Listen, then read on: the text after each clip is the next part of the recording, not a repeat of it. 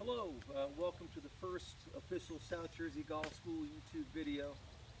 I would like to thank everybody who's encouraged us to do this over the years. My tech skills have never been that good, so gentlemen like Richie here have helped me to put us into the new age of technology. My name is Bob Cardea. I am the head golf coach at Rutgers University. I've been there for over 25 years, if you can imagine that. I started when I was 5. I'm also the director of the South Jersey Golf Schools and a level 3 USGTF golf teaching professional. My handsome sidekick here is Richie Stolz, former All-American. I guess, can you be a former All-American? All-American at Rutgers University. And he holds the records for a number of wins at Rutgers, and he also holds the record for consecutive victories. He had won 4 tournaments in a row at one point, which is an amazing accomplishment. We're really pleased to have him here at the South Jersey Golf School. Today we're going to be talking about what's going to be part 1 of a 3-part series on the most common causes of the slice. So today we're going to focus on the grip. And just to give you a little bit of our philosophy on teaching, I got to tell you, I've been blessed to be around some great golf minds in my life. We've had PGA Tour pros on our staff. We had PGA Teacher of the Year, multiple All-Americans, obviously. I guess we've been to 8 or 9 national championships in the past 12 years or so. So it's been a good run for us. But the philosophy that I've adopted, I guess it was almost 25 years ago when I first started teaching. I wanted to be a great golf teacher. That was my goal in life. So when I started, I had the first generation. I don't know if you've ever seen the Mitsubishi Swing Trainer. It was I mean, it was basically like the first generation of computers, but it had your swing path in there. It had, you know, degrees and angles and all that kind of good stuff. So I thought I was hot stuff doing this. So this is what I believe, and I actually heard Claude Harmon say this once. Technology is fantastic, but what people lose sight of is that it's a golf swing. As I always say, and Richie and I always say in the groups, the most misunderstood word in golf, swing. So today we're going to start with cause number 1 of the slice. So there's only one part of your body that touches the golf club, and that is your hands. So we're going to walk you through the hands step by step.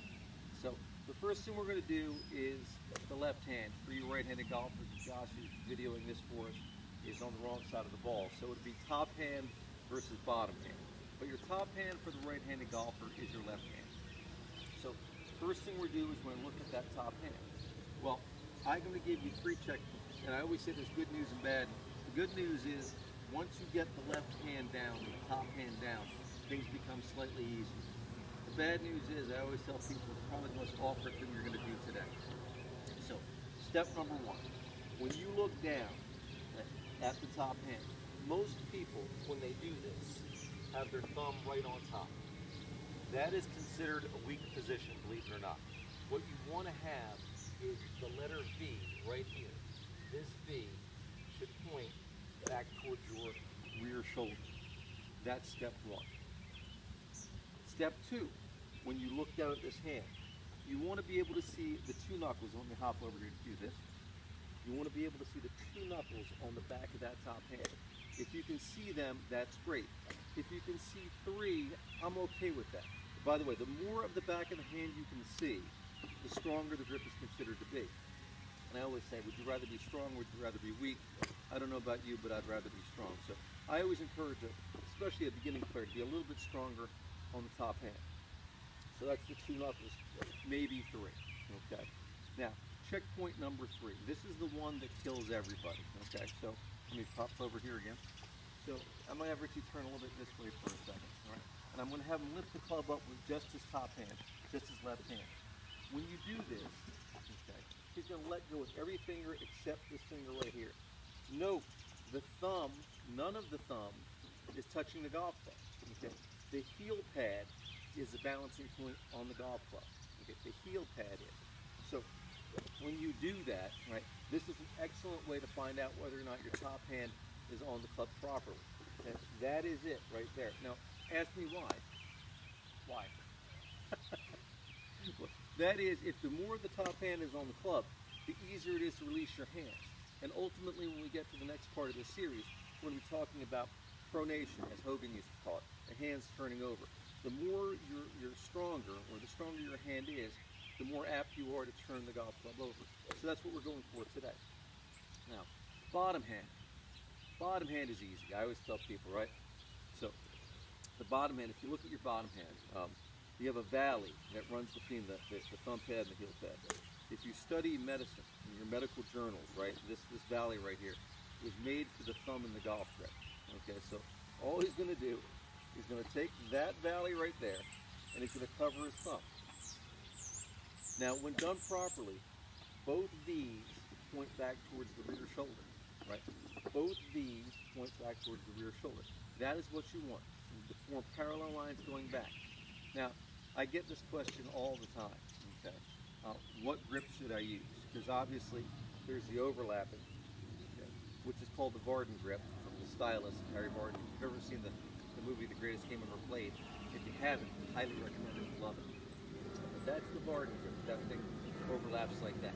Typically, I'll tell you, longer fingers, I like that. It seems to fit well with longer, skinnier fingers. The second grip that you can use is the interlocking. And it's exceptionally popular nowadays with Tiger Woods and back to Jack Nicklaus. You have interlocking these two fingers that way. Okay, perfect. Our goal is for the two hands to act together as one hand. The third grip, okay, is the 10-finger grip, where all your fingers are on the golf club. Now, people say to us all the time, well, hey, that's, a baseball grip. Not really, because the thumb tucks in. It's not a baseball grip. The thumb goes in there just like it always does, and you have the 10 fingers this way.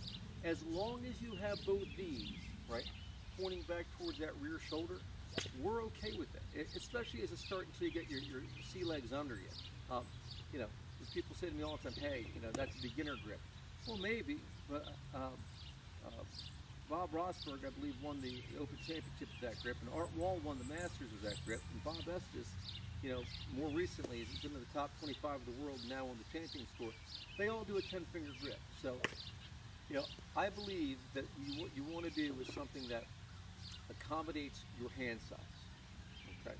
Now, in terms of grip pressure, I talk about grip pressure all the time.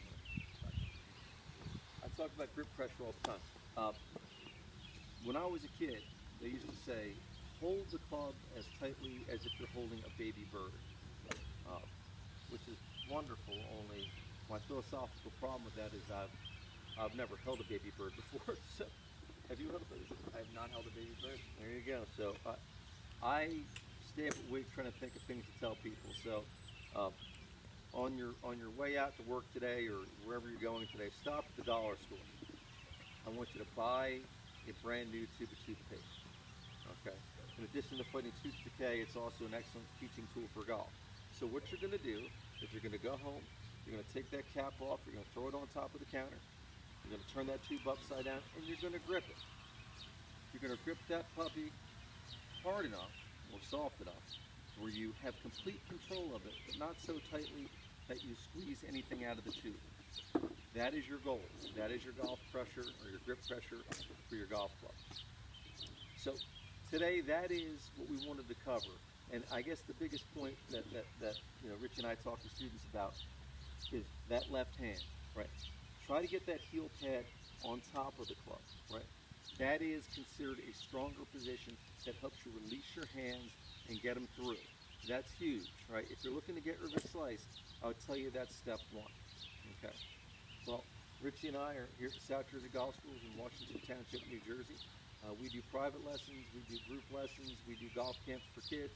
Matter of fact, that's how we started, I guess, as the South Jersey Golf Schools 42 years ago, was doing kids camps. We started with one kids golf camp, and now we have, full service golf instruction. So if you need us, the number I'm sure will be up on the screen at some point, because Richie will show me how to do that, because I don't know how.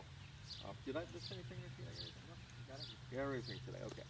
So give us a shout. Welcome to the first of multiple installments, but today was the first one on curing your slice. So have a great day and keep on swinging.